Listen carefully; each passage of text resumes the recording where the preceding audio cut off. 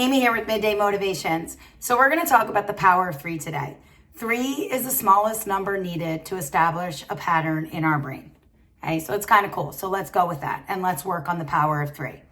I'm going to ask that you think of a new habit that you want to incorporate into your routine. Okay? And I'm going to ask that this habit is an easy habit. Let's not overthink this, right? Let's not think of a habit that requires a lot of time or a lot of resources or a lot of money. No obstacles, no excuses. Something easy that you can incorporate into your routine. Okay. Next thing I want you to do with this habit is I want you to write it down.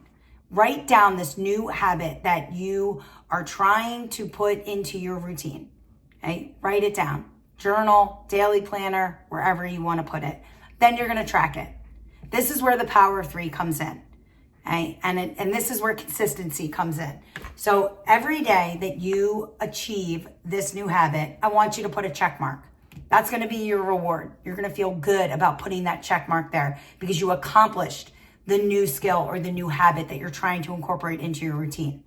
Okay? And here's the problem with the rule of 3. It actually works the opposite way too, right? As we're saying that it is the smallest number needed to create a pattern, right? Where if we do things, if we know we do something for 3 days, we're more likely to continue doing it, right? It's the same thing with saying someone's name in a conversation. When you meet them for the first time, you meet them, then you incorporate their name into the conversation 3 times, you're more likely to remember their name. It's pretty cool, this whole power of 3 thing.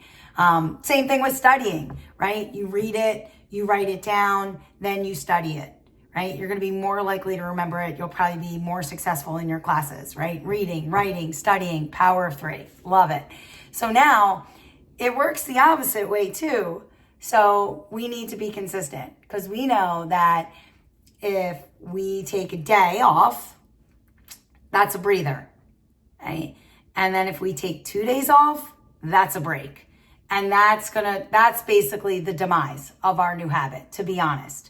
Right? Because by day 3, it's a new pattern of not incorporating this habit because we've gotten so used to not doing it. That's how quickly this stuff can come and go, okay, with this rule of 3.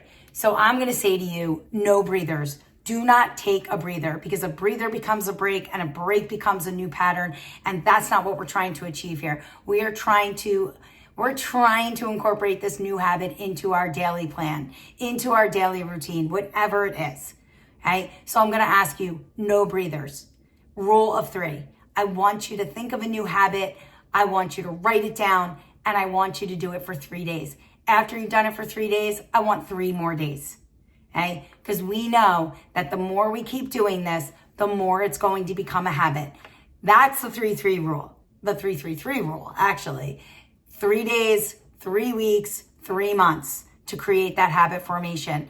But we're gonna keep it simple and we're just looking for 3 days. Once we get 3 days, we're gonna go 3 more days. We are creating a streak and we are not taking breathers. We're incorporating this new habit into our daily schedule and we're doing it now. Okay, this video is at over 3 minutes. I'm in that 3-minute mark. So I'm gonna stop right now because it's all about the power of 3 and I want you to get that into your brain. Doing something for 3 days will most likely make it stick. Good or bad, but let's focus on the good. I'll see you tomorrow for some more Midday.